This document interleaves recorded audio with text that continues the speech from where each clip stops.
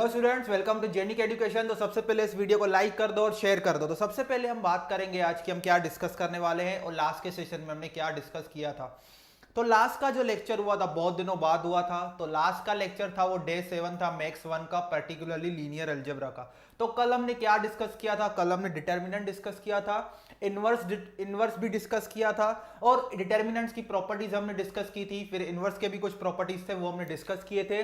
और कल के लेक्चर की खास बातें कुछ ये थी कि हमने प्रॉब्लम्स को ज्यादा ही डिस्कस किए थे। फिर 3 प्रॉब्लम मैंने आपको होमवर्क में दिए थे। मतलब यहां पे मुझे दिखा कि ऑनलाइन 250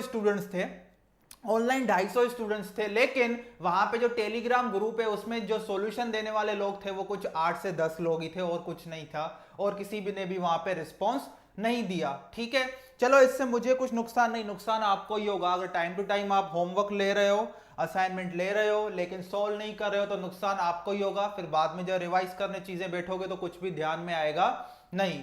तो अगर मैथ्स अच्छे से सीखना है तो आपको बचपन से सिखाया गया है कि मैथ्स में हमेशा प्रैक्टिस ही आपको काम आएगा, और अगर प्रैक्टिस नहीं करोगे तो फंस जाओगे। मैं यहाँ पे कितने भी क्वेश्चंस करवाऊं, कितने भी कॉन्सेप्ट समझाऊं, अगर आप अपने साइड से अपने बैकएंड पे प्रैक्टिस नहीं करते हो डिफरेंट टाइप के क्वेश्चंस, प्रीवियस ईयर क्वेश्चंस, तो आप फंसोगे, मतलब फंसोगे। ऐसा नहीं है कि मैंने सिखाया और डायरेक्ट आप गेट एग्जाम देने जाओगे, ऐसा बिल्कुल पॉसिबल नहीं होगा। वहां पे क्वेश्चन सॉल्व होने वाला फिर नहीं है। तो रिग्रेसली मेथोडोलॉजी आपको फॉलो करनी चाहिए, सिर्फ मैथ्स में नहीं, हर सब्जेक्ट में। जो एनालॉग इलेक्ट्रॉनिक्स भी चल रहा है, जी सेवियर में क्या करना है, जैसे कि मैंने पढ़ाया यहाँ पे कुछ भी कॉन्सेप्ट, फिर आपको होमवर्क देता हूं, फिर आपको असाइनमेंट देता हूं, वो उसी दिन आपको सॉल्व करना है, ताकि जब आप नेक्स्ट लेक्चर में आओ तो पीछे वाले जो कॉन्सेप्ट्स हैं वो आपके माइंड में पूरी तरह बैठ जाएं और आपके कॉन्सेप्ट्स पूरे स्ट्रॉन्ग हो जाएं। तो लास्ट हमने क्या सबको ओके गुड इवनिंग, सबको गुड इवनिंग, सबको गुड इवनिंग, सबको good evening, good evening, good evening, good evening. हाँ, good evening, good evening, good evening सबको। ठीक है, सबको गुड इवनिंग, सबको गुड इवनिंग। ओके, चलो आज हम पहले कुछ मॉड्यूल डिस्कशन करते हैं। आज हम डिस्कस करने वाले हमारा लीनियर अलजेब्रा। क्योंकि क्योंकि देखो, हम इसलिए लंबे सेशन अभी ले रहे हैं, जैसे कि कल का जो सेशन था वो ऑलमोस्ट 2 घंटे का था, तो वो लेने का एक ही रीजन था। क्यों? क्योंकि यहां पे हमारा ऑलरेडी मैंने 20 दिन लेक्चर नहीं लिया, तो उस टाइम को कोप अप करने के लिए, क्योंकि मैं ट्राई करूंगा आपका पूरा सिलेबस खत्म करने की, मैं पूरी ट्राई करूंगा, बीच में मैराथन भी लूंगा, ठीक है ना। तो लेकिन आपको भी मेरा साथ देना है, आपको भी मेरा साथ देना है, इसलिए मैं लंबे सेशंस लूंगा और जल्दी जल्दी फटाफट आपको कॉन्सेप्ट सिखाऊंगा। और क्योंकि अभी हमारे पास दिन बहुत कम है, तो यहां पे 250 डेज प्लान को कैसे यूटिलाइज किया जा सकता है इस जी सेवियर प्लान के साथ, वो भी मैं आपको बताऊंगा। तो आज का जो टॉपिक होगा वो होगा हमारा रो इक्वलन फॉर्म और रैंक ऑफ अ मैट्रिक्स, और फिर कुछ प्रॉपर्टीज होंगी वो भी हम डिस्कस करेंगे। तो ये बहुत ही इंपॉर्टेंट सेशन होने वाला है आपके लिए। और खास बात ये रहेगी कि आज मैं होमवर्क यहाँ पे बोर्ड पे नहीं दूंगा, आपको फाइल मिल जाएगी टेलीग्राम ग्रुप में, और जो स्टूडेंट्स यहाँ पे नए हैं वो टेलीग्राम ग्रुप हमारा ज्वाइन कर सकते हैं। नीचे लिंक दिया गया है, Vinod sir Telegram group, mathematics का हमारा ग्रुप है। वहां पे आपको आज या सुबह मॉर्निंग में असाइनमेंट मिल जाएगा, उसमें 25 to 30 क्वेश्चंस होंगे, जो अभी तक चला है, जो अभी तक लेक्चर्स हुए हैं पूरे, उसके बेसिस पे ही आपको वहां पे क्वेश्चंस देखने को मिलेंगे। तो विदाउट वेस्टिंग फर्दर टाइम, चलो आज हम डिस्कस करते हैं। हमारा पहले सबसे हम डिस्कस करेंगे रो इक्वलन फॉर्म। अगर आपको एक बार पता चल गया रो इक्वलन फॉर्म क्या है, तो रैंक समझना 2 मिनट का काम है, ठीक है। तो सबसे पहले हम पढ़ेंगे व्हाट इज रो इक्विवेलेंट। पहले हम पढ़ेंगे रो इक्वलन फॉर्म। रो इक्वलन फॉर्म पढ़ने से पहले हम देखेंगे कि कोई भी एक मैट्रिक्स हो उस पे एलिमेंट्री रो ऑपरेशंस कैसे लगाए जा सकते हैं। 2 टाइप के ऑपरेशंस हम लगा सकते हैं मैट्रिक्स में, elementary row operations and elementary column operations. दोनों 3-3 टाइप के होते हैं। हम अभी इस पॉइंट पे सिर्फ एलिमेंट्री रो ऑपरेशंस में ही इंटरेस्टेड हैं, एलिमेंट्री रो ऑपरेशन। तो वो कैसे यूज करने हैं और उसका रो इक्वलन फॉर्म और रैंक में क्या एप्लीकेशन है वो हम यहां पे सीखेंगे। तो एलिमेंट्री रो ऑपरेशन, कोई भी मैं एक मैट्रिक्स लूंगा और दिखाऊंगा एलिमेंट्री रो ऑपरेशन हम कैसे लगा रहे हैं। तो 3 टाइप के बेसिकली एलिमेंट्री रो ऑपरेशन होंगे। पहला होगा कि कोई भी मैट्रिक्स हो उसमें 2 रो हम आपस में क्या कर देंगे, इंटरचेंज कर देंगे। क्या कर देंगे? इंटरचेंज कर सकते हैं। आई और जे मींस ऐसा भी हो I1 हो J2 हो, तो एक जो फर्स्ट रो है और जो सेकंड रो है उन दोनों को क्या कर देंगे हम, इंटरचेंज कर देंगे। वो मैं एग्जांपल के थ्रू और क्लियर होगा आपको। दूसरा क्या है, कोई एक रो है लेटर से आर आई, उसको मैंने क्या कर दिया, किसी स्केलर के साथ मल्टीप्लाई कर दिया। क्या कर दिया, स्केलर के साथ मल्टीप्लाई कर दिया। क्लियर हो गई इतनी बात। तीसरा जो कि सबसे इंपॉर्टेंट है, तीसरा जो कि सबसे इंपॉर्टेंट है वो क्या है, एक मेरे पास रो है लेटर से आर आई, उसको मैंने चेंज कर दिया। कैसे, R i plus c R j, R i plus c R j. मतलब मैंने उस रो को कैसे चेंज कर दिया, उस रो की एंट्रीज चेंज कर दी। किसकी मदद से, दूसरे रो की हेल्प से, दूसरे रो की हेल्प से। मैंने क्या किया, एक दूसरा रो लिया, उसको किसी स्केलर के साथ मल्टीप्लाई किया और आर आई में क्या कर दिया, ऐड कर दिया। तो सिर्फ आर आई चेंज होगा, आर जे पे कुछ भी चेंज नहीं होगा, आर जे पे कुछ भी चेंज नहीं होगा। क्लियर हो गई। तो सिमिलर वे में कॉलम ऑपरेशंस भी हम डिफाइन कर सकते हैं, लेकिन जैसे कि मैंने पहले बताया, रो इक्विवेलेंट फॉर्म, अगर किसी मैट्रिक्स को रो इक्विवेलेंट फॉर्म में कन्वर्ट करना है, वो रो इक्विवेलेंट फॉर्म क्या होता है वो हम देखेंगे। किसी भी मैट्रिक्स को अगर रो इक्विवेलेंट फॉर्म में कन्वर्ट करना है तो एलिमेंट्री रो ऑपरेशन ही आपको लगाना पड़ेगा। एलिमेंट्री कॉलम ऑपरेशंस हम लगा नहीं सकते, एलिमेंट्री कॉलम ऑपरेशंस लगा नहीं सकते। क्यों एलिमेंट्री कॉलम ऑपरेशंस नहीं लगा सकते, क्यों सिर्फ एलिमेंट्री रो ऑपरेशंस की हेल्प से ही हम रो इक्विवेलेंट फॉर्म में किसी मैट्रिक्स को कन्वर्ट करते हैं, वो चीज आपको क्लियर होगी जब हम पढ़ेंगे सिस्टम ऑफ लीनियर इक्वेशंस। जब हम क्या पढ़ेंगे, system of linear equations. Clear हो गई इतनी बात। चलो मैं एक मैट्रिक्स लेता हूं और यहां पे क्या करता हूं, ये तीनों ऑपरेशंस आपको वन बाय वन समझाता हूं। 3x3 मैट्रिक्स लूंगा, क्योंकि मैं अगर एग्जांपल से जाऊंगा तो आपको चीजें क्या हो जाएंगी, फटाफट जल्दी क्लियर हो जाएंगी। तो लेट अस से A इज इक्वल टू, एक मैट्रिक्स है 1 0 1 1 0 1 0 1 1 1 1 1। ठीक है, ये मेरे पास एक मैट्रिक्स है, ये मेरे पास एक मैट्रिक्स है। क्लियर हो गई इतनी बात। और इसको और कॉम्प्लिकेटेड बनाते हैं थोड़ा। चलो इसको 0 लिखा मैंने, इसको मैंने लिखा 1, इसको मैंने लिखा 1, क्योंकि इसमें मैं बहुत सारी चीजें आपको इसी से, रो इक्विवेलेंट फॉर्म भी मैं आपको इसी से ही समझाऊंगा। तो ये मेरा एक मैट्रिक्स है A, ये मेरा एक मैट्रिक्स है A, जिसमें फर्स्ट रो क्या है 0 1 1, सेकंड रो क्या है 1 0 1, थर्ड रो क्या है 1 1 1, थर्ड रो क्या है 1 1 1। मैं इस पे क्या लगा रहा हूं वो देखो, एलिमेंट्री रो ऑपरेशन लगा रहा हूं। एलिमेंट्री रो ऑपरेशन में दिखाऊंगा कैसे, एक एरो दिखाऊंगा, फिर उसके ऊपर मैं कौन सा एलिमेंट्री रो ऑपरेशन लगाना चाहता हूं वो लिखूंगा। मैं क्या करना चाहता हूं, अभी यहां पे ध्यान से देखो, मैं R1 और R2 को इंटरचेंज करना चाहता हूं। तो मैं क्या लिखूंगा, R1 double sided arrow R2। इसका मतलब क्या है, ये अभी क्या दिखा रहा है एरो, कि आप इस मैट्रिक्स पे ये ऑपरेशन अप्लाई कर रहे हो। क्या कर रहे हो, R1 और R2 को इंटरचेंज कर रहे हो। तो मुझे यहां पे एक नया मैट्रिक्स मिलेगा। अभी जो A था वो नहीं है, अभी मेरे पास A नहीं है, ध्यान देना।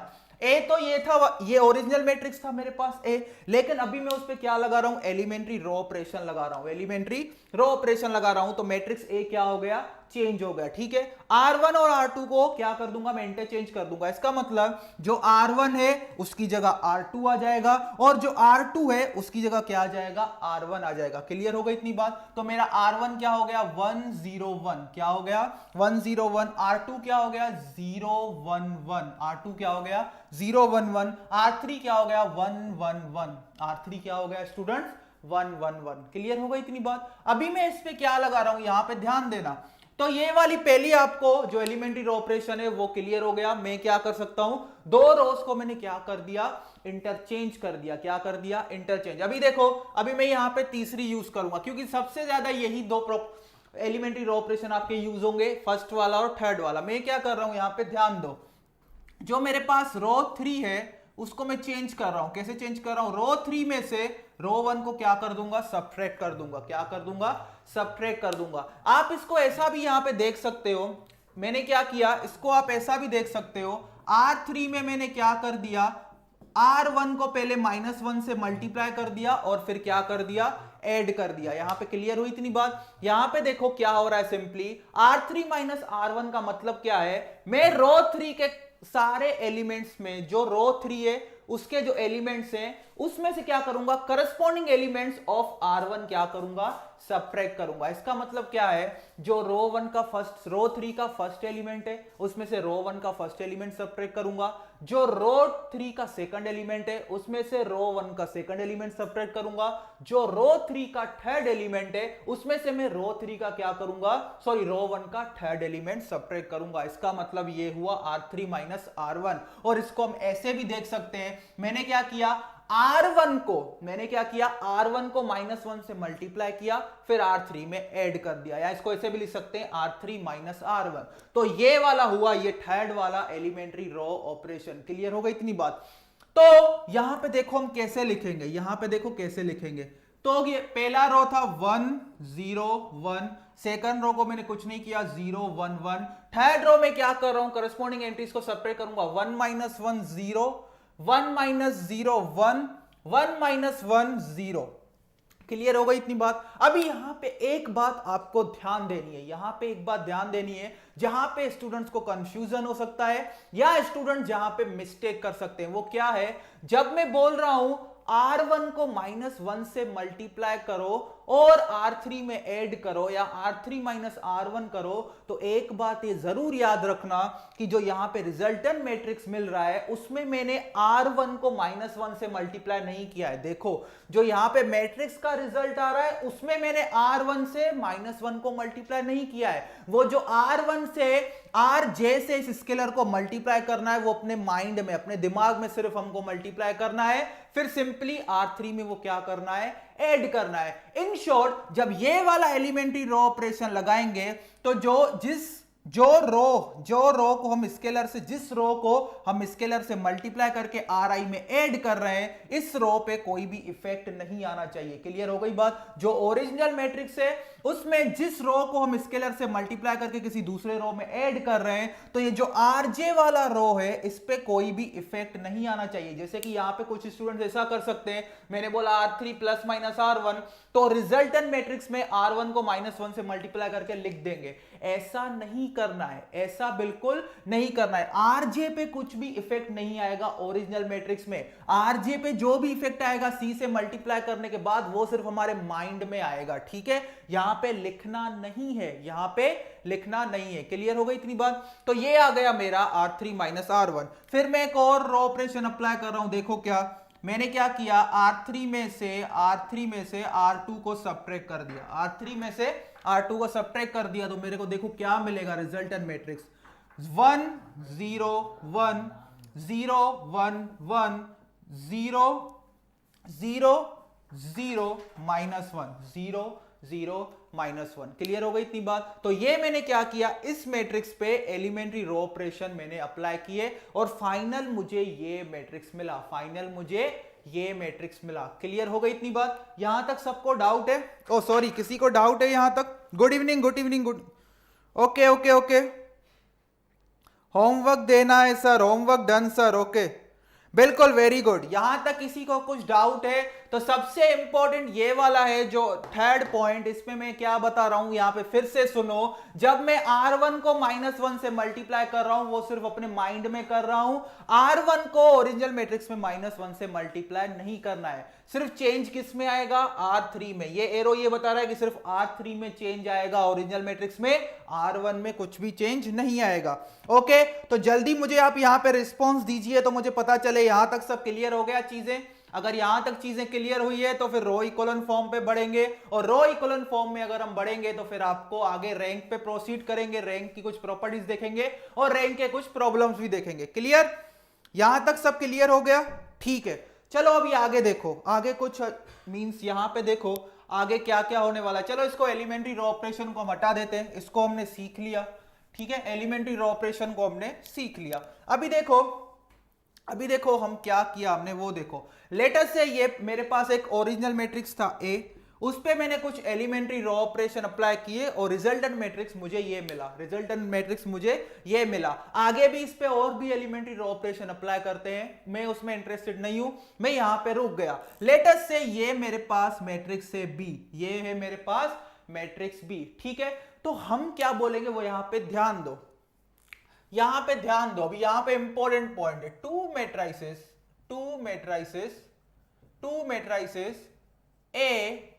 A and B are row equivalent, ये इंपॉर्टेंट पॉइंट है, नोट करना।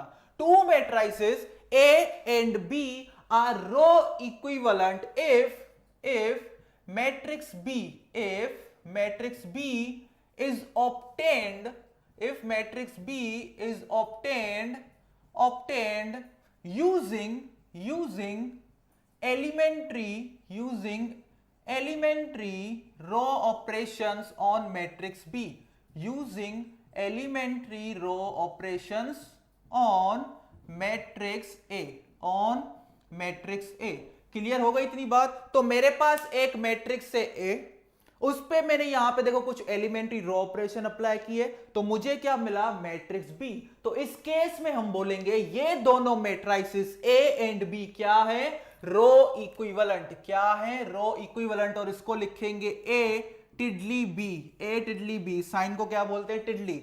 तो ए टिडली बी, क्लियर हो गई इतनी बात। तो हम इसको क्या लिख सकते हैं, बी इज इक्वल टू, ये तो है ही, ये क्योंकि ये मैट्रिक्स बी है तो इसको लिख सकते हैं ए टिडली बी, तो इसको लिख सकते हैं ए टिडली दिस मैट्रिक्स। क्लियर हो गई इतनी बात। यहां तक किसी को कुछ डाउट है रो इक्विवेलेंट में? ओके, यहां तक किसी को कुछ डाउट है? हम ये प्रोसेस क्यों कर रहे हैं, बिल्कुल वेरी वैलिड क्वेश्चन। हम बेटा ये प्रोसेस इसलिए कर रहे हैं, क्यों, क्योंकि पहले तो हम सीखेंगे रो इक्विवेलेंट फॉर्म में किसी मैट्रिक्स को कन्वर्ट करना है, तो ये प्रोसेस आपको लगाना पड़ेगा।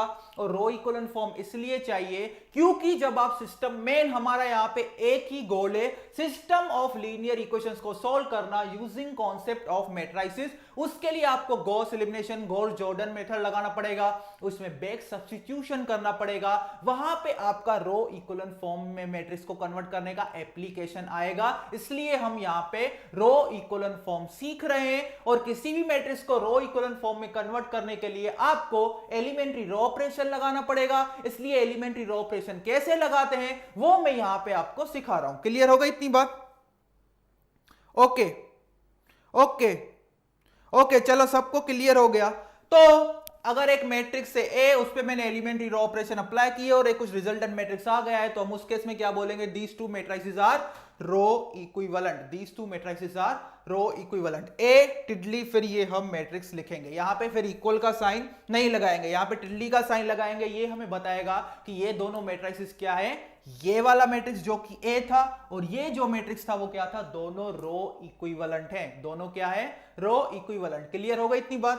तो आगे जो हम अभी कॉन्सेप्ट पढ़ने वाले हैं, आगे जो हम कॉन्सेप्ट पढ़ने वाले हैं उस पर ध्यान दो, वो बहुत ही इंपॉर्टेंट कॉन्सेप्ट है, बहुत ही इंपॉर्टेंट कॉन्सेप्ट है।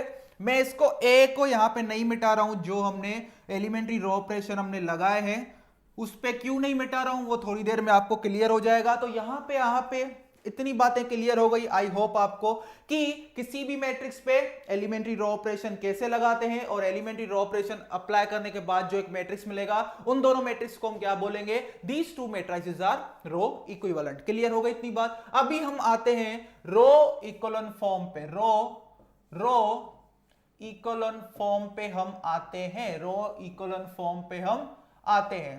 तो रो इक्विवेलेंट फॉर्म क्या होता है, तो कोई भी हमारे पास, ये एक मैट्रिक्स का फॉर्म है, जैसे कि मुझे एक मैट्रिक्स दिया गया है, तो मैं आपसे पूछूंगा क्या ये मैट्रिक्स रो इक्विवेलेंट फॉर्म में है, तो आप कैसे बताओगे कि वो मैट्रिक्स रो इक्विवेलेंट फॉर्म में है या नहीं है। तो उसके लिए यहां पे दो कंडीशंस हैं, वो उस मैट्रिक्स में सेटिस्फाई होनी चाहिए। अगर वो दो कंडीशंस उस मैट्रिक्स में सेटिस्फाई हो रहे हैं तो इसका मतलब वो मैट्रिक्स रो इक्विवेलेंट फॉर्म में है। अगर वो कंडीशंस दोनों सेटिस्फाई नहीं हो रही है या उसमें से कोई भी एक भी कंडीशन सेटिस्फाई नहीं हो रही है, तो हम कुछ प्रोसेस करेंगे उस मैट्रिक्स पे और उसको रो इक्विवेलेंट फॉर्म में हम क्या करेंगे, कन्वर्ट करेंगे। तो पहले इस चीज को नोट करो, अभी मैं जो यहां पे बता रहा हूं वो इससे भी इंपॉर्टेंट है, क्या, रो इक्विवेलेंट फॉर्म। तो रो इक्विवेलेंट फॉर्म के लिए एक matrix is in row equivalent form, हम यहां पे लिखेंगे A matrix is in row equivalent form if it satisfies two conditions, यहां पे दो कंडीशंस क्या है वो देखो, यहां पे जो दो कंडीशंस हैं वो देखो ध्यान से। पहली कंडीशन क्या है, अगर किसी भी मैट्रिक्स में जीरो रो है, जीरो रो का मतलब वो रो जिसमें सारे के सारे एलिमेंट्स क्या है, जीरो, तो वो मैट्रिक्स में सबसे नीचे होना चाहिए, वो मैट्रिक्स में सबसे नीचे होना चाहिए, मतलब बॉटम पे होना चाहिए। जीरो रो इफ एनी, अगर कोई भी जीरो रो प्रेजेंट है, zero row if any should be at the bottom of the matrix, at the bottom of the matrix। Clear होगा इतनी बात? तो अगर जीरो रो है, अगर किसी मैट्रिक्स में जीरो रो प्रेजेंट है तो वो कहां पे होनी चाहिए? बॉटम पे होनी चाहिए। क्लियर इतनी बात? ये चीजें आपको एग्जांपल से और क्लियर होंगी। मैं जब यहां पे कुछ एग्जांपल दूंगा तो उससे ये चीजें और क्लियर हो जाएंगी। क्लियर इतनी बात? तो फर्स्ट पॉइंट क्या है, अगर कोई भी मैट्रिक्स हो तो उसमें ये अगर मैं पूछ रहा हूं वो रो इक्विवेलेंट फॉर्म में है या नहीं, तो सबसे पहले क्या देखोगे? अगर कोई भी जीरो रो है तो वो सबसे नीचे होनी चाहिए उस मैट्रिक्स में। सेकंड पॉइंट क्या होगा? Number of non-zero number of zeros before non-zero element in lower row should be more than the number of zeros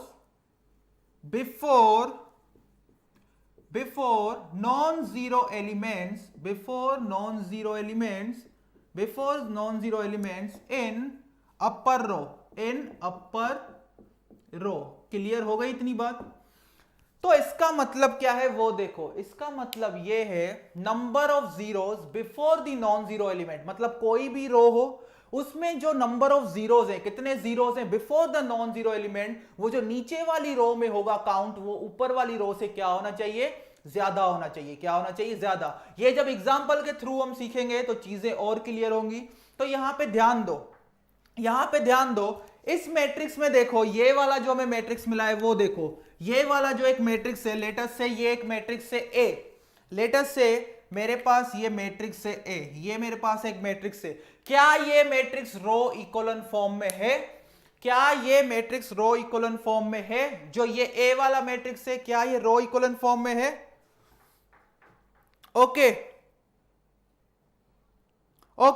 सब कुछ मत लिखिए, ठीक है, देखते हैं। चलो बिल्कुल, यहां पे देखो, क्या ये ए वाला मैट्रिक्स ये दोनों कंडीशन सेटिस्फाई कर रहा है? ये जो लिख रहा हूं बोर्ड के, आपके भले के लिए लिख रहा हूं, क्योंकि आप भी फिर नोटबुक में ऐसे नोट करो। मैं बोलूंगा तो आप कुछ चीजें लिखोगे, कुछ चीजें नहीं लिखोगे। Okay okay okay okay okay okay. अभी यहां पे ध्यान दो, ये जो एग्जांपल था इसके थ्रू मैं आपको बता रहा हूं ये दोनों पॉइंट्स वैलिडेट हो रहे हैं या नहीं। तो सबसे पहली कंडीशन क्या है इस मैट्रिक्स में? क्या ये दोनों कंडीशन सेटिस्फाई हो रही है? साइमल्टेनियसली दोनों कंडीशन सेटिस्फाई होनी चाहिए। ऐसा नहीं एक कंडीशन सेटिस्फाई हो रही है दूसरी नहीं हो रही है, ऐसा नहीं चलेगा। तो zero row if any should be at the bottom of the matrix.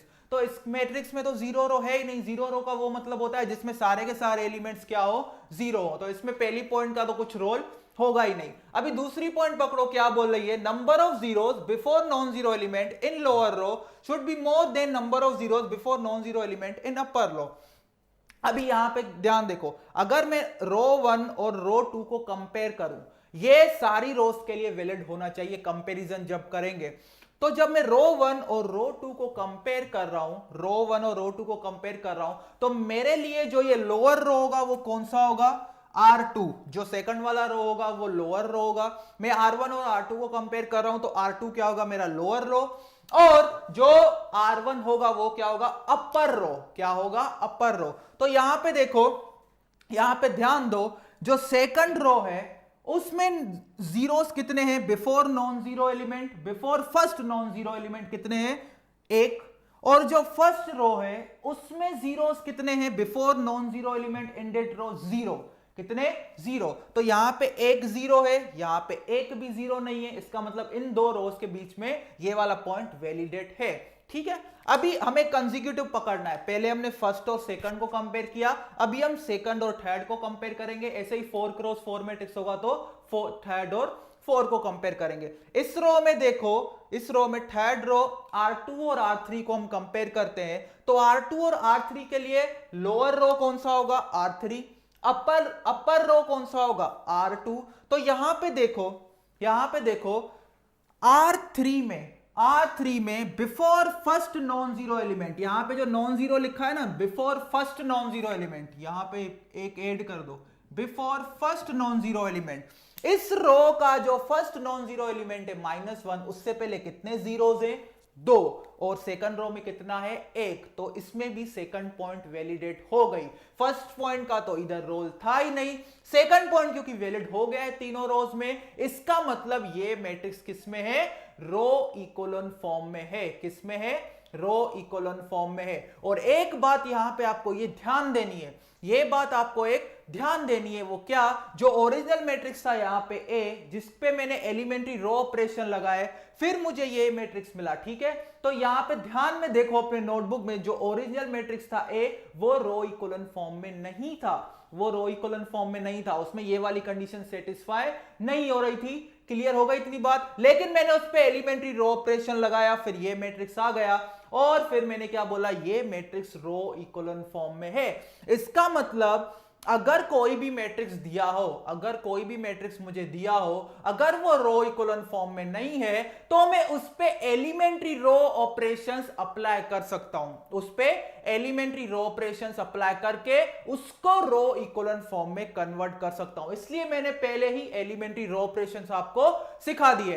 Clear होगा इतनी बात? तो कोई भी मैट्रिक्स अगर रो इकोलन फॉर्म में नहीं है, ये वाली कंडीशन सेटिस्फाई नहीं कर रही है, तो आप तीनों के तीनों एलिमेंट्री रो ऑपरेशन या तीनों में से कोई भी आपको जो यूजफुल लगे, यूजफुल ऐसे लगेगा कि वो मैट्रिक्स क्या होना चाहिए? After applying elementary row operation वो मैट्रिक्स रो इकोलन फॉर्म में कन्वर्ट हो जाना चाहिए, वो मैट्रिक्स रो इकोलन फॉर्म में कन्वर्ट हो जाना चाहिए। वो एलिमेंट्री रो ऑपरेशन कैसे भी लगाओ आपके हाथ में, कैसे भी लगाओ आपके हाथ में। क्लियर होगा इतनी बात? यहां तक कुछ डाउट है?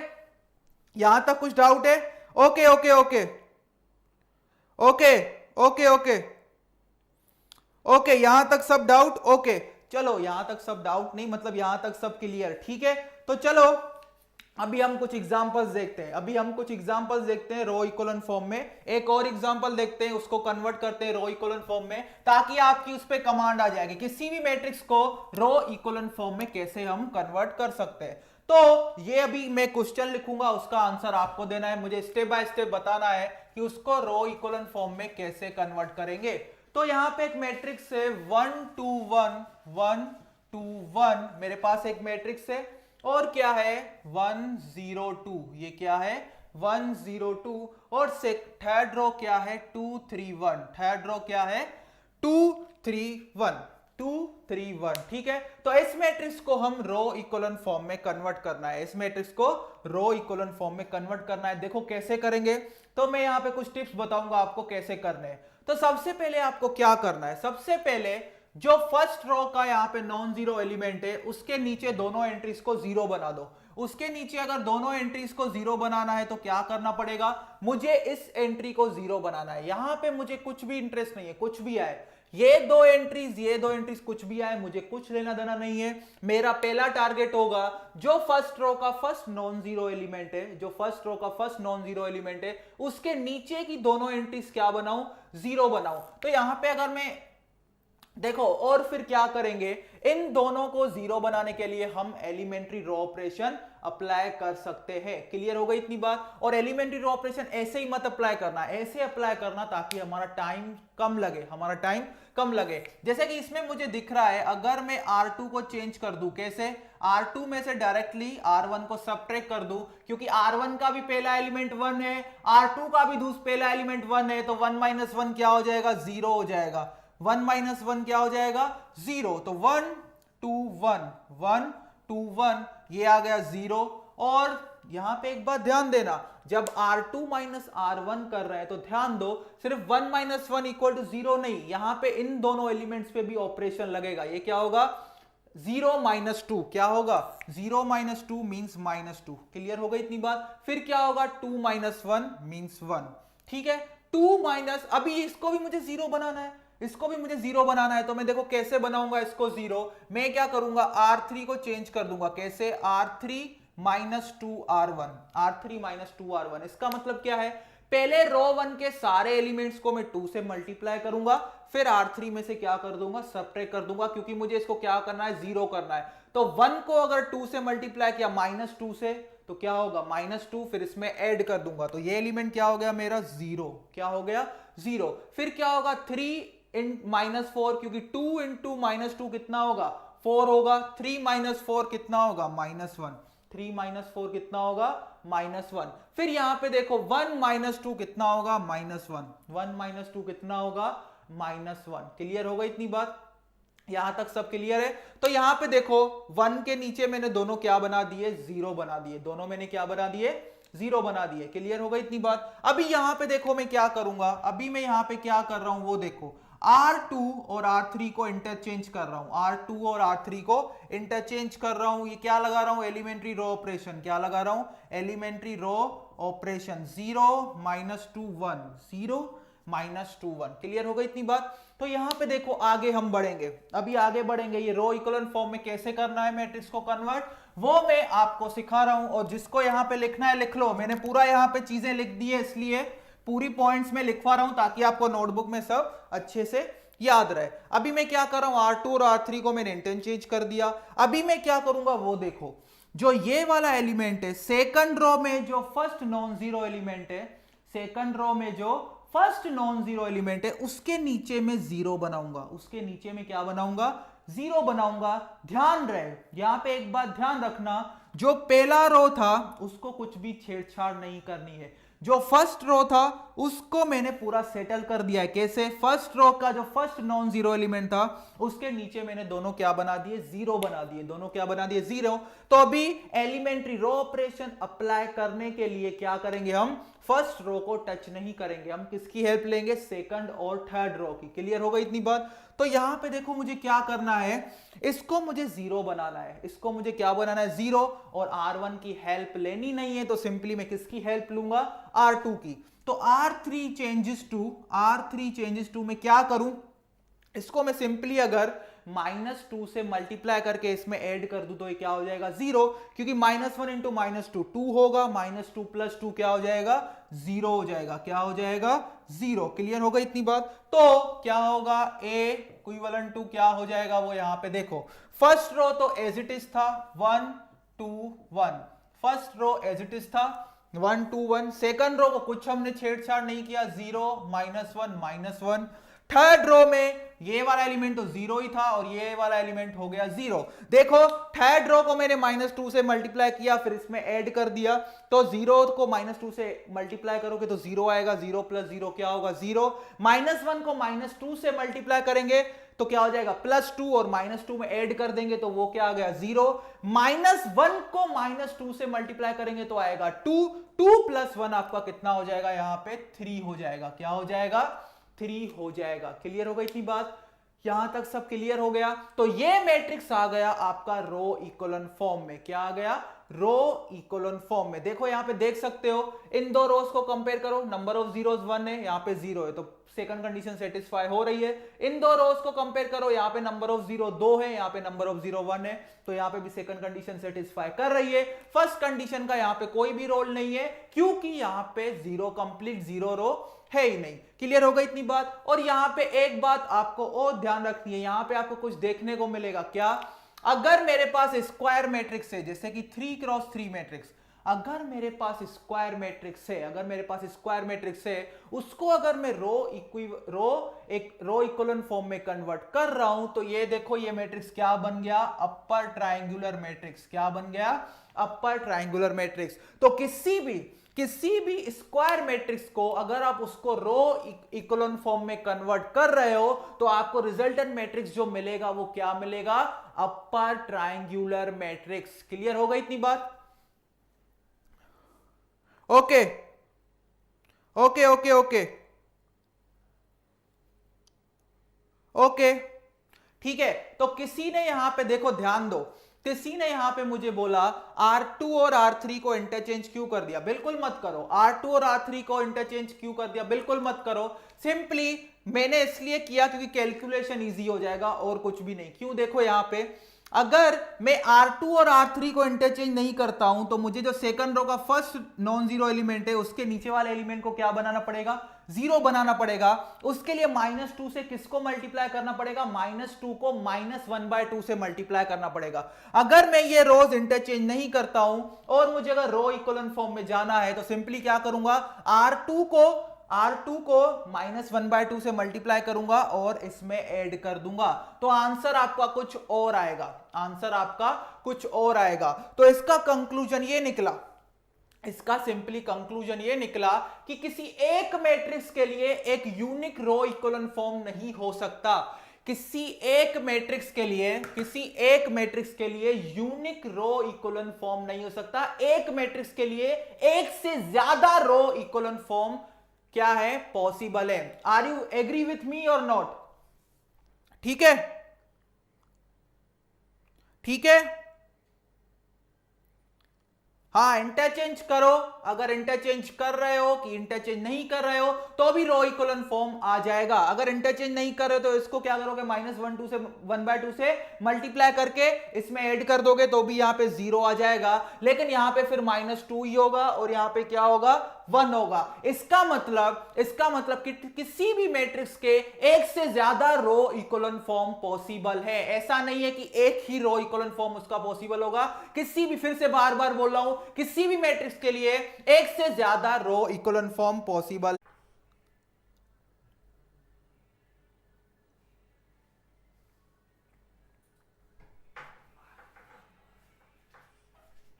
बफरिंग हो रहा है क्या?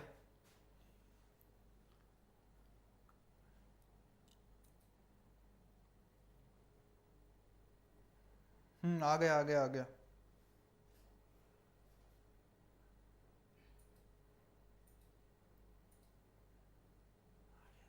आ गया आ गया आ गया। चलो ठीक है, अभी यहां पे ध्यान दो, थोड़ा नेट का प्रॉब्लम हो गया था। चलो अभी रिज्यूम हो गया लेक्चर। तो मैंने क्या बोला, अगर कोई भी मैट्रिक्स है उसमें सिर्फ ये वाला एलिमेंट्री रो ऑपरेशन लगा रहे हो तो ये दोनों मैट्रिक्स का जो रो इक्विवेलेंट फॉर्म में मैट्रिक्स आया और जो ओरिजिनल मैट्रिक्स था, इन दोनों का क्या होगा, डिटरमिनेंट सेम होगा, डिटरमिनेंट सेम होगा।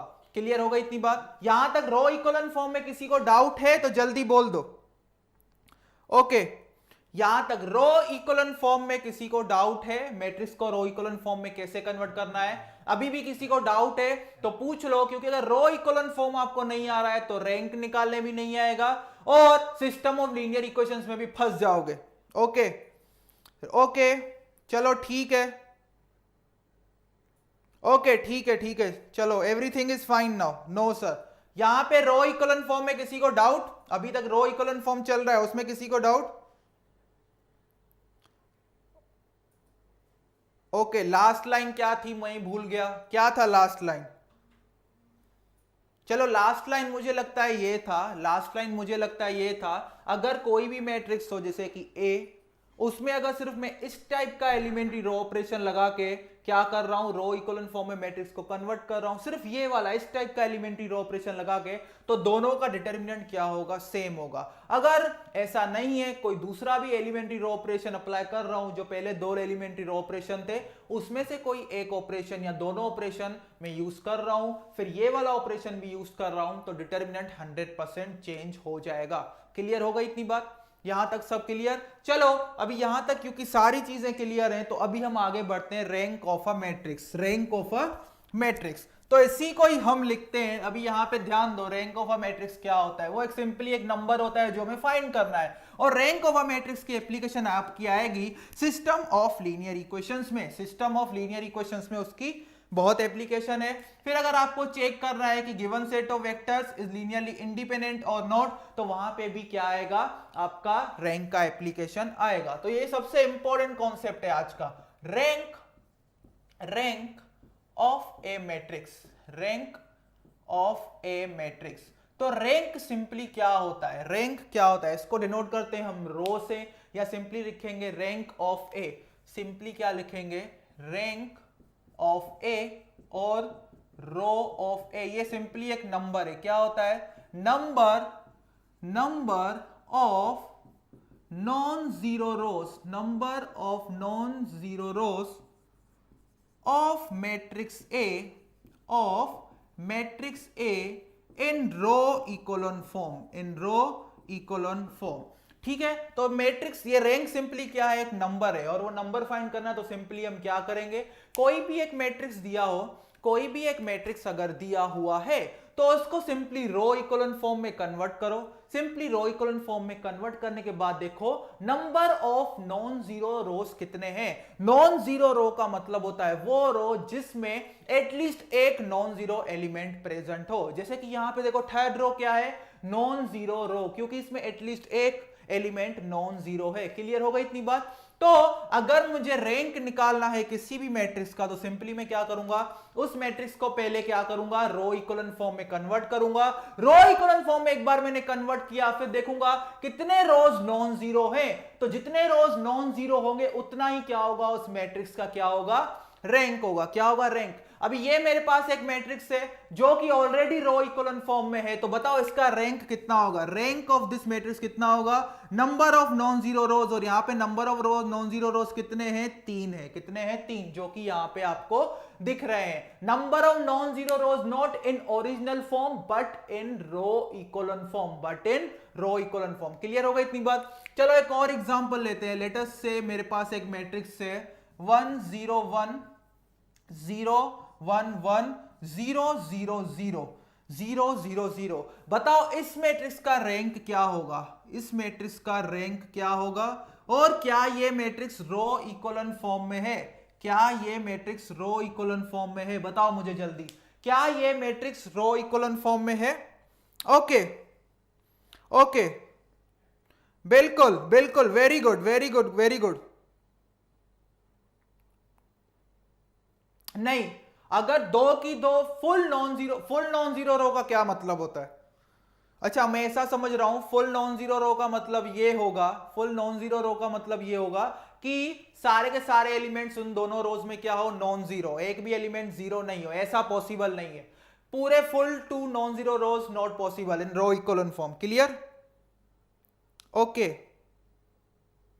देखो रैंक की बहुत सारी डेफिनेशंस हैं। जब आप वेक्टर स्पेस पढ़ोगे, इसका जो मेन डेफिनेशन आता है रैंक का, वो आता है वेक्टर स्पेस में, जो हमारे यहां पे सिलेबस में नहीं है। लेकिन रैंक हमें यही बता रहा है, बस एक नंबर है सिंपली। जब आप वेक्टर स्पेस में जाओगे, अभी सिंपली हमें ये याद रखना है, इतना याद रखना है, लेकिन जब वेक्टर स्पेस में जाओगे तो वहां पे पढ़ोगे ना कि ऐसा बताता है कि आपका जो मैट्रिक्स में है उसमें नंबर ऑफ लीनियरली इंडिपेंडेंट रोज कितने हैं, number of linearly independent columns कितने हैं, बेसिस, स्पैन, डायमेंशन। वहां पे जब उस कंटेक्स्ट में मेन जो रैंक का काम है वहां उस कंटेक्स्ट में डेफिनेशन में डेवलप किया गया है। लेकिन जो यहां पे ये वाला हम कॉन्सेप्ट पढ़ते हैं, ये विथ रिस्पेक्ट टू हम पढ़ते हैं system of linear equations. System of linear equations में हमें रैंक को कैसे यूज करना है उसका ही पूरा यहां पे हम फॉर्मुलेशन करेंगे। कल जब हम सिस्टम ऑफ लीनियर इक्वेशंस हम स्टार्ट करेंगे तो देखेंगे कि वहां पे रैंक का क्या इंपॉर्टेंस है, वहीं पे ही रैंक का क्या आएगा, ज्यादा रोल आएगा। क्लियर हो गई इतनी बात, यहां तक सब क्लियर, ओके ओके। तो यहां पे देखो ये रो इक्विवेलेंट फॉर्म में है, बिल्कुल रो इक्विवेलेंट फॉर्म में। यहां पे एक पूरा जीरो रो है, वो सबसे नीचे है क्योंकि वो बॉटम पे होना चाहिए। और यहां पे सेकंड रो में देखो number of zeros before non zero element एक है, यहां पे जीरो है, मतलब ये मैट्रिक्स रो इक्विवेलेंट फॉर्म में है। क्लियर हो गई इतनी बात। और रो, क्योंकि ये रो इक्विवेलेंट फॉर्म में है तो इसका रैंक क्या होगा, number of non zero rows in row equivalent form, जो कि 2 है, जो कि क्या है, 2 है, तो इसका रैंक क्या होगा, 2 होगा। इसका रैंक क्या होगा, 2। तो सिंपली हम यहां पे कुछ और प्रॉब्लम्स भी करेंगे जिसमें आपको बताना है कि नंबर ऑफ, ठीक है, तो ये इसका रैंक क्या होगा, 2 होगा। अभी एक इंटरेस्टिंग एग्जांपल जो इस पे बेस नहीं होगा, और एक दो एग्जांपल करेंगे हम, फिर कुछ प्रॉपर्टीज हम देखेंगे, फिर प्रॉपर्टीज के बेस पे कुछ मैं और एग्जांपल्स आपको बताऊंगा कैसे कैसे वहां पे लगाने हैं। फिर जो असाइनमेंट आपको मिलेगा वो आज 25 से 20 क्वेश्चन मिलने वाले हैं, वो टेलीग्राम ग्रुप में आपको दिया जाएगा, जिसका लिंक यहाँ पे नीचे शेयर किया जा रहा है। जो भी नए स्टूडेंट्स हैं वो टेलीग्राम ग्रुप में जाके हमारा क्या करेंगे, वहां पे ग्रुप ज्वाइन करो। उसके बाद में वहां पे आपको असाइनमेंट दूंगा आज या सुबह मॉर्निंग में, कल वो पूरे क्वेश्चन सॉल्व करके आना, ठीक है। तो यहाँ पे एक और एग्जाम्पल लिखो, चलो यहां पे एक और एग्जाम्पल लिखते हैं हम। एग्जाम्पल लिखो, ये बहुत ही इंटरेस्टिंग एग्जाम्पल है, इसमें रैंक दिया गया है और एक अननोन पूछा गया है, क्या वो देखो। एग्जाम्पल है A इज इक्वल टू, एक मैट्रिक्स दिया गया है, एक मैट्रिक्स दिया गया है 0 1 -3 -1, 0 1 -3 -1, 1 0 1 1, 1 0 1 1, 3 1 0 3 1 0 2, 1 1 1 1 k 0, 1 1 k 0। पूछा है if rank of A is equal to 2, if rank of A is equal to 3। दोनों केसेस में हमें k का वैल्यू बताना है, दोनों केसेस में हमें k का वैल्यू बताना है। ये आपको होमवर्क दे रहा हूं, ये सॉरी होमवर्क नहीं, ये भी आपको सॉल्व करना है। सिंपली क्या है, एक 4x3 मैट्रिक्स है, कितने ओके 4 रो है 4 कॉलम है, 4x4 मैट्रिक्स है, एक 4x4 मैट्रिक्स है आपके पास। उसमें बोला है अगर इस मैट्रिक्स का रैंक 2 है, अगर इस मैट्रिक्स का रैंक हमको 2 बनाना है तो k की क्या वैल्यू होनी चाहिए, जो कि यहां पे अननोन है। और अगर इस मैट्रिक्स का रैंक आपको 3 बनाना है तो k की वैल्यू हमें यहां पे क्या रखनी है, k की वैल्यू हमें क्या रखनी है वो हमें निकालना है। क्वेश्चन क्लियर हो गया यहां पे? Okay okay, k is equal to 0, k is equal to 0, गलत है गलत है गलत है, जो k इज इक्वल टू 0 निकाल रहे हैं वो गलत है, बिल्कुल गलत है।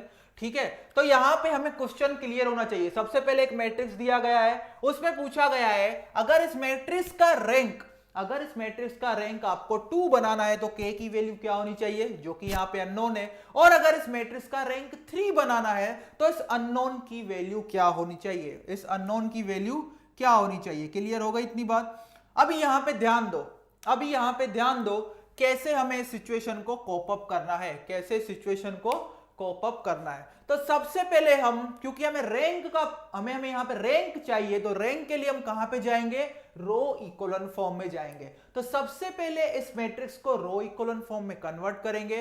रो इक्वलन फॉर्म के बाद हम कंक्लूजन निकालेंगे कि k की क्या वैल्यू हो सकती है, ताकि ये दोनों कंडीशंस क्या हो जाए, फुलफिल हो जाए। तो इसको अगर रो इक्वलन फॉर्म में कन्वर्ट करना है तो सबसे पहले मैं देखो यहां पे क्या करूंगा, सबसे पहले मैं R1 और R2 को इंटरचेंज कर दूंगा। क्या कर दूंगा, R1 और R2 को इंटरचेंज कर देंगे, R1 और R2 को इंटरचेंज कर देंगे। ये मैं टिप बता रहा हूं आपको, अगर कोई भी मैट्रिक्स दिया गया हो उसमें अगर पहला रो है उसमें फर्स्ट एलिमेंट 0 है, पहला रो है और उसमें फर्स्ट एलिमेंट 0 है, और यहां पे कोई दूसरे रोज दिख रहे हैं जिसमें फर्स्ट एलिमेंट क्या है, नॉन जीरो है, तो उसको सबसे ऊपर ले जाओ, उसको सबसे ऊपर ले जाओ। It is just a trick, उसको सबसे ऊपर ले जाओ। ठीक है, तो मैं यहां पे देखो ध्यान से क्या कर रहा हूं, R1 और R2 को इंटरचेंज कर रहा हूं, 1 0 1 1 0 1 -3 1 3 1 0 2 1 1 k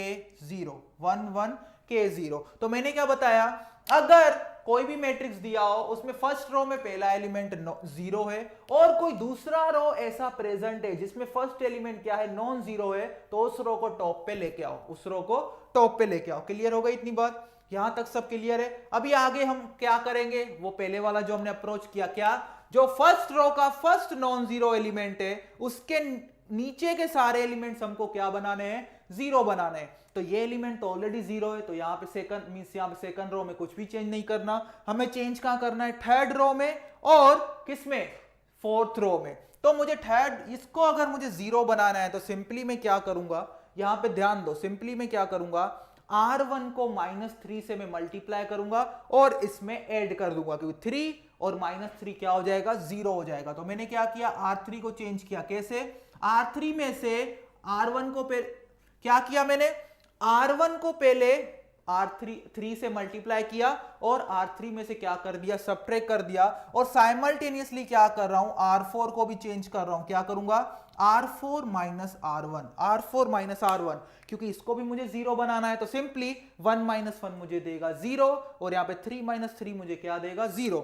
तो यहां पे सिंपली हमें यहां पे अप्लाई करना है एलिमेंट्री रो ऑपरेशन। यहां पे ध्यान दो, तो फर्स्ट रो में कुछ चेंज नहीं आएगा, 1 0 1 1 1 0 1 1। सेकंड रो में कुछ चेंज नहीं, यहां पे तो ऑलरेडी 0 बना हुआ है, 0 -3 1, ये हो जाएगा आपका 0, ये भी हो जाएगा आपका 0। लेकिन ये दोनों 0 बना के छोड़ना नहीं है, यहां पे भी ऑपरेशन लगेगा। तो 0 इंटू -3 क्या होगा, 0, फिर इसमें ऐड कर दो तो ये आपका 1 ही आएगा। ठीक है, 1 इंटू -3, -3 0, -3 कितना होगा, -3 कितना होगा, -3, 2 - 3 कितना होगा, -1, 2 - 3 कितना होगा, -1। क्लियर होगा इतनी बात। 2 - 3 आपका वो -1, ये हो गया 1 - 1 0, 1 - 0 कितना होगा, 1 होगा। क्लियर इतनी बात। फिर यहां पे देखो 1 - 1 हो गया आपका 0, और ये क्या होगा, k minus of -3 means k + 3 कितना हो जाएगा, k + 3। ओके, यहां पे सब चीजें क्लियर हो रही है। ओके, सेकंड रो को तो हमें नहीं चेंज करना, k - 1, k - 1, ठीक है, k - 1, k - 1 मेरा यहां पे आ गया। फिर क्या आ गया, 0 - 1, क्या आ गया, 0 - 1। यहां तक किसी को कुछ डाउट, यहां तक किसी को कुछ डाउट है, यहां तक किसी को कुछ डाउट है। Okay, k = 4, k other than 4 for rank 3। Okay, चलो ठीक है।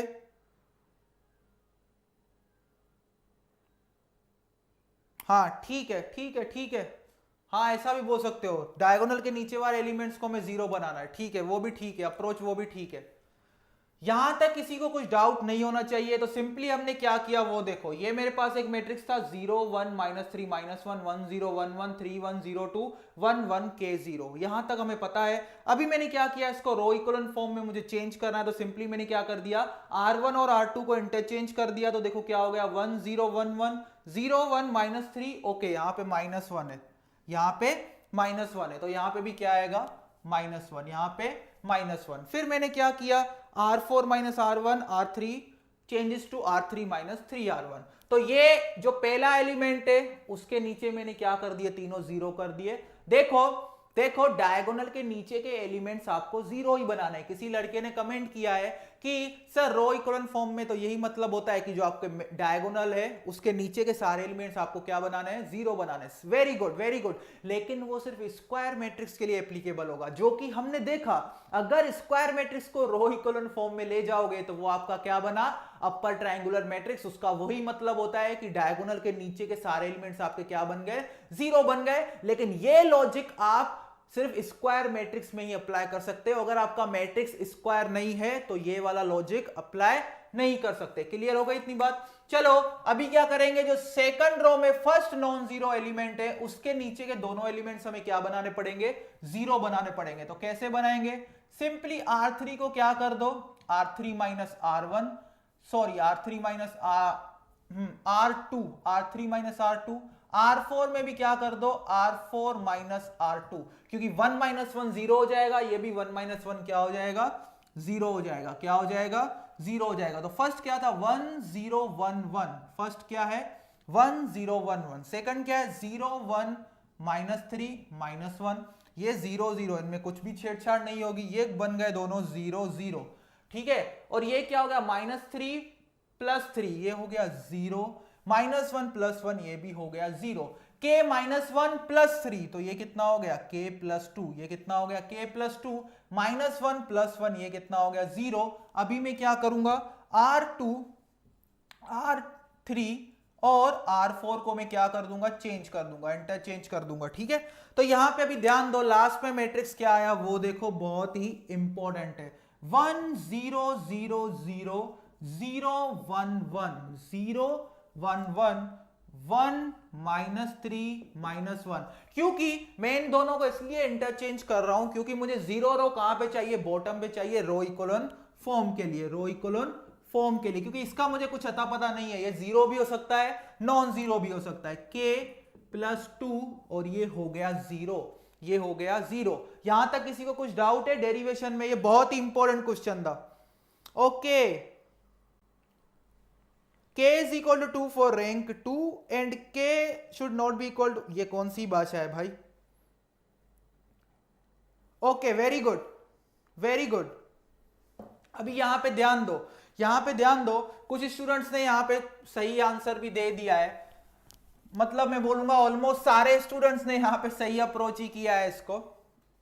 अभी यहां पे इस क्वेश्चन को देखो, अगर इस क्वेश्चन को देखोगे तो यहां पे ध्यान दो, यहां पे ध्यान दो। चलो इसमें यहां पे ध्यान देने वाली बात यह है, अगर k + 2 = 0 हो गया, अगर k + 2, इसका मतलब क्या है, k अगर -2 हो गया, k अगर -2 हो गया तो ये वाला रो भी 0 हो जाएगा और ये वाला रो भी 0 हो जाएगा, मतलब दो नॉन जीरो रोज होंगे।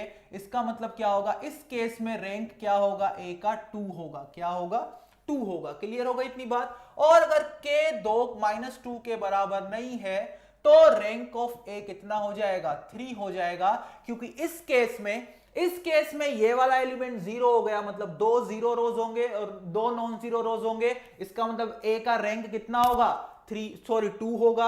अगर k 2 के इक्वल नहीं है, फिर कोई भी वैल्यू हो k की, बस -2 के इक्वल ना हो, तो ये वाला एलिमेंट कभी भी 0 नहीं बनेगा। उस केस में a का रैंक कितना होगा, 3 होगा। उस केस में रैंक कितना होगा, a का 3 होगा। क्लियर हो गई इतनी बात। Okay okay very good very good very good very good.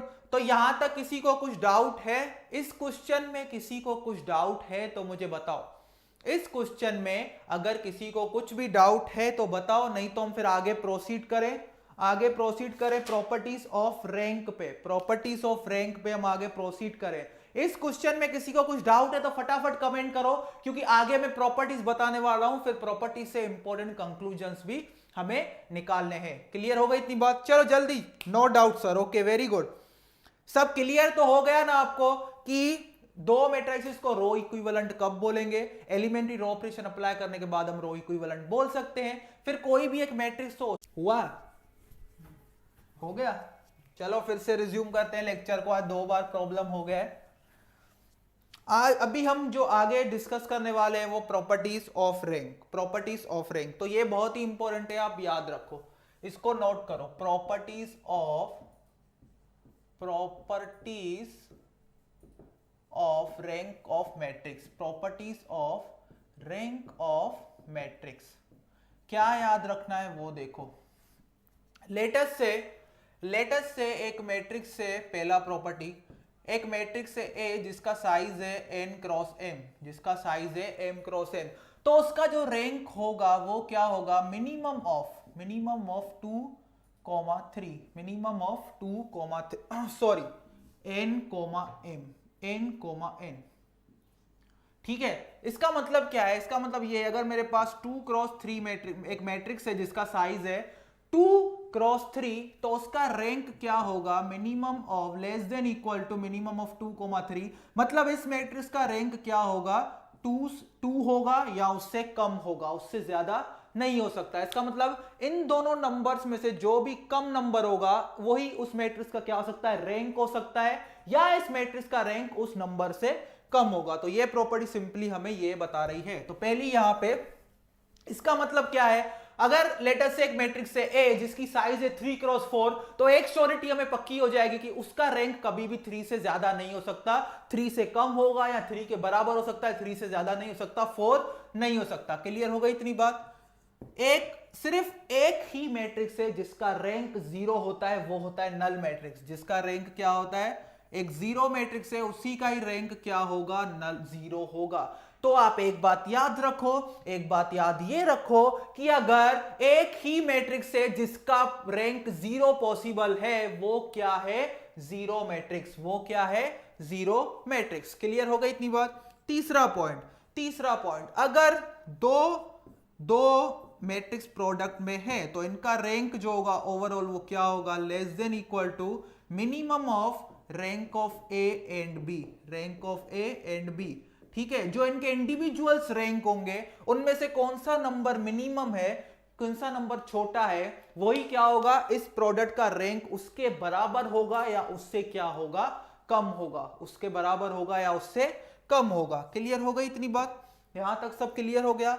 अभी लेटेस्ट से मेरे पास एक स्क्वायर मैट्रिक्स है जिसका साइज है n क्रॉस n, उसका रैंक होगा n अगर इसका डिटर्मिनेंट स्क्वायर मैट्रिक्स का नॉन जीरो है, और लेस देन n होगा अगर ये डिटर्मिनेंट क्या हो गया, 0। इसका मतलब क्या है, अगर एक मैट्रिक्स है वो स्क्वायर मैट्रिक्स है, तो अगर वो नॉन सिंगुलर है तो उसका जो ऑर्डर होगा वही क्या होगा, रैंक होगा। अगर वो सिंगुलर है तो उसका रैंक ऑर्डर से कम होगा। क्लियर होगा इतनी बात? तो ये 4 पॉइंट। पांचवी पॉइंट ये है, अगर मेरे पास एक रैंक मैट्रिक्स है A, उसका रैंक और उसके ट्रांसपोज का रैंक दोनों क्या होंगे, इक्वल होंगे, और उसके इनवर्स का रैंक भी इक्वल होगा, और सिमिलरली उसका A इंटू ए ट्रांसपोज, ये चारों रिजल्ट क्या होंगे, सेम होंगे। ये चारों रिजल्ट्स क्या होंगे, सेम होंगे। क्लियर होगा इतनी बात। अभी यहां पे देखो, ऐसा भी हो सकता है ये वाली जो प्रॉपर्टीज लग रही है, ये वाली जो प्रॉपर्टीज यहां पे लग रही है, इसके लिए मैट्रिक्स मींस स्क्वायर हो भी सकता है, नहीं भी हो सकता है, जरूरी नहीं है। लेकिन ये वाली प्रॉपर्टी के लिए, ये वाली प्रॉपर्टी के लिए भी मैट्रिक्स स्क्वायर हो भी सकता है, नहीं भी हो सकता है। लेकिन ये वाली प्रॉपर्टी के लिए जो इनवर्स वाली प्रॉपर्टी है, जो इनवर्स वाली प्रॉपर्टी है, इसके लिए मैट्रिक्स स्क्वायर होना जरूरी है, तभी इनवर्स एग्जिस्ट करेगा, तभी इनवर्स एग्जिस्ट करेगा। क्लियर हो गई बात। इनवर्स के लिए क्या चाहिए होता है, डिटरमिनेंट, कोफैक्टर्स। इनवर्स सिर्फ स्क्वायर मैट्रिक्स का ही एग्जिस्ट कर सकता है, डेट्स इट। क्लियर हो गई इतनी बात। तो ये कुछ प्रॉपर्टीज थी जो कि आपको याद रखनी है। इसका मतलब क्या है, अगर कोई मैट्रिक्स है ए, अगर वो इन्वर्टेबल है तो उसका और जो उसका इनवर्स है, दोनों का रैंक क्या होगा, सेम होगा। दोनों का रैंक क्या होगा, सेम होगा। क्लियर होगा इतनी बात। और अगर एक मैट्रिक्स से उसका ट्रांसपोज ले रहे हो, फिर भी दोनों का रैंक क्या होगा, बराबर होगा। अगर कोई मैट्रिक्स से ए, उसको उसके ट्रांसपोज से मल्टीप्लाई कर रहे हो, तो फिर जो रिजल्ट आएगा उसका रैंक और जो ओरिजिनल मैट्रिक्स था ए, उसका रैंक दोनों क्या होंगे, बराबर होंगे। ठीक है, ओके। नहीं नहीं नहीं डेट, ओके ठीक है ठीक है ठीक है ठीक है। यहां पे ध्यान दो, ये 5 इंपॉर्टेंट प्रॉपर्टीज है, इनको नोटबुक में नोट कर लो, इनको नोटबुक में नोट कर लो। सबसे यहां पे ये भी ध्यान दो, अगर कोई स्क्वायर मैट्रिक्स है, अगर कोई स्क्वायर मैट्रिक्स है, उसका डिटरमिनेंट चेक करो, तो ये वाला जो रूल है या ये वाला जो प्रॉपर्टी है, आप 3x3 तक यूज कर सकते हो। 3x3 तक क्या, डिटरमिनेंट निकालने में टाइम नहीं लगेगा। अगर कोई 3x3 मैट्रिक्स दिया गया है, उसका रैंक पूछा है, अगर उसका डिटरमिनेंट क्या आ रहा है, नॉन जीरो आ रहा है, तो सिंपली आप बोल सकते हो उसका रैंक क्या होगा, 3। अगर 0 आ रहा है तो फिर 3 से कम होगा, 2 भी हो सकता है, 1 भी हो सकता है, लेकिन 0 नहीं हो सकता। क्यों? क्योंकि जो 0 रैंक है वो सिर्फ 0 मैट्रिक्स का ही पॉसिबल है। क्लियर हो गई इतनी बात। ओके, अरे वो सब छोड़ो, लेक्चर पे ध्यान दो, लेक्चर पे ध्यान दो। ठीक है, तो ये कुछ प्रॉपर्टीज थी जो कि आपको याद रखनी है रैंक की। तो बेसिकली जो आज का लेक्चर है वो बहुत ही इंपॉर्टेंट है। क्यों? क्योंकि हमने रो इक्विवेलेंट फॉर्म पढ़ा, एलिमेंट्री रो ऑपरेशन पढ़ा, उसके बाद हमने क्या पढ़ा, रैंक पढ़ा, उसके बाद क्या पढ़ा, रैंक पढ़ा। अगर इतना रॉ मटेरियल आपका रेडी है, इन सारी चीजों पे अच्छे से कमांड है, तो जो कल का जो लेक्चर है, जो कि होगा सिस्टम ऑफ लीनियर इक्वेशन, उसको समझने में कोई भी प्रॉब्लम आपको नहीं होने वाली है। अगर ये रैंक का कॉन्सेप्ट अगर आपको क्लियर है, दूसरा रो इक्विवेलेंट फॉर्म में मैट्रिक्स को कैसे कन्वर्ट करना है, तो सिस्टम ऑफ लीनियर इक्वेशंस बस कल के ही सेशन में आपको पूरा क्लियर हो जाएगा, पूरा समझ आ जाएगा। क्लियर होगा इतनी बात। तो आज के लेक्चर में जो मेनली मुझे यहां पे कवर करना था, क्या क्या करना था, रो इक्विवेलेंट फॉर्म और रैंक ऑफ अ मैट्रिक्स, जो कि मैंने कर लिया है। अभी मैं आपको कुछ बताऊंगा क्या और आपको क्या देखना है, ठीक है, क्योंकि और आपको प्रैक्टिस भी करनी है। तो उसके लिए मैं यहां पे आपको टेलीग्राम ग्रुप में आपको देने वाला हूं। क्या दूंगा, टेलीग्राम ग्रुप में आपको दूंगा एक पीडीएफ 20 से 25 क्वेश्चंस का।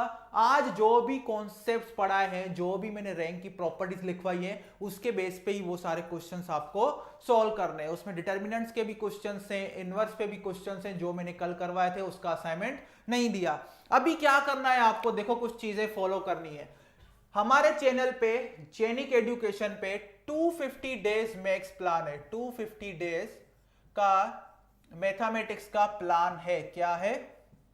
मैथमेटिक्स का प्लान है, 250 डेज मैथमेटिक्स। तो यहां पे लिंक दे दो जरा इनको, 250 डेज जो मैथ्स का यहां पे लिंक नीचे दिया गया है। जो भी आज मैंने पढ़ाया है उसके रिलेटेड मैंने वहां पे प्रॉब्लम डिस्कस किए हैं बहुत सारे, वो आपको देखना है। तो क्या देखना है वो देखो, लेक्चर नंबर 2 से 5 तक देखना है आपको। लेक्चर नंबर 2 से 5 ये 4 लेक्चर हैं जिसमें मैंने रैंक के क्वेश्चंस लिए, गेट के प्रीवियस ईयर क्वेश्चन, बहुत ही अच्छे क्वेश्चन। उसके बाद आपको देखना है लेक्चर नंबर 10, जिसमें मैंने डिटरमिनेंट के प्रीवियस ईयर क्वेश्चंस के प्रॉब्लम करवाए हैं। क्यों? अभी ये मतलब अभी डेली ऐसा ही चलने वाला है, आपको ये सारी चीजें आपको फॉलो करनी है। क्यों फॉलो करनी है? इसलिए क्योंकि अब हमारे पास जी सेवियर में मैथ्स खत्म करने के लिए टाइम बहुत कम है। इसलिए मैं यहाँ पे आपको कॉन्सेप्ट्स पढ़ाऊंगा, कॉन्सेप्ट पढ़ाने के बाद 2-3 प्रॉब्लम करवाऊंगा। और क्योंकि ऑलरेडी मैंने 250 डेज में सिर्फ प्रॉब्लम्स ही करवाई हैं, तो मैं आपको गाइड करूंगा। ये सेशन खत्म हुआ, मैंने कुछ प्रॉब्लम्स करवाए, आपके सारे कॉन्सेप्ट्स क्लियर हो गए, अभी जाओ 250 डेज प्लान में और ये वाले लेक्चर देखो, तो आपका पूरा कॉन्सेप्ट्स क्लियर हो जाएंगे और पूरे कॉन्सेप्ट्स आपके स्ट्रॉन्ग हो जाएंगे। क्लियर हो गई इतनी बात? तो अभी क्या करोगे, सबसे पहले क्या करो, अभी मैं गाइडेंस दे रहा हूं। सबसे पहले जो यहां पे नोटबुक में लिखा है उसको रिवाइज करना, फिर जो हमने प्रॉब्लम्स किए उनको एक बार देख लेना, फिर 250 डेज मैथमेटिक्स का जो प्लान है जेनिक का, वहां पे जाना और लेक्चर नंबर 2 से 5 देखना जो कि रैंक का लेक्चर है, और लेक्चर नंबर 10 देखना, लेक्चर नंबर 10 देखना, ठीक है, वो डिटरमिनेंट का है 2 से 5। तो आपके यहाँ पे 6 से 7 प्रॉब्लम कवर हो जाएंगे और रैंक का पूरा रो इक्विवेलेंट फॉर्म का पूरा कॉन्सेप्ट आपको क्लियर हो जाएगा। क्लियर इतनी बात? और उसके बाद ही जो मैं असाइनमेंट अपलोड करूंगा कल मॉर्निंग में वो अटेम्प्ट करना, तो इजिली असाइनमेंट आपका पूरा हो जाएगा। क्लियर हो गई इतनी बात? तो चलो आज के सेशन में हम इतना ही रख रहे हैं। कल जो सेशन होगा, ठीक है, उस आज का टाइम उधर कंपनसेट करेंगे, क्योंकि मैं कल के सेशन में ट्राई करूंगा आपका सिस्टम ऑफ लीनियर इक्वेशंस खत्म हो जाए।